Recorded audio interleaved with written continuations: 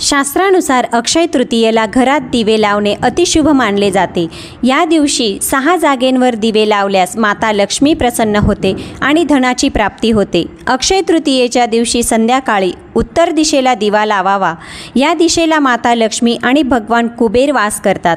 अक्षय तृतीयेला मुख्य दरवाजात दिवा अवश्य लावा, कारण माता लक्ष्मीचे आगमन तेथूनच होते।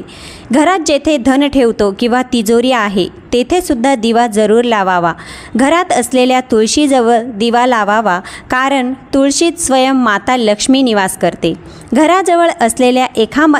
घराजवळ असलेल्या एखाद्या मंदिरात दिवा लावू शकता, त्यामुळे सगळ्या देवी देवतांची कृपा तुमच्यावर सदैव राहील।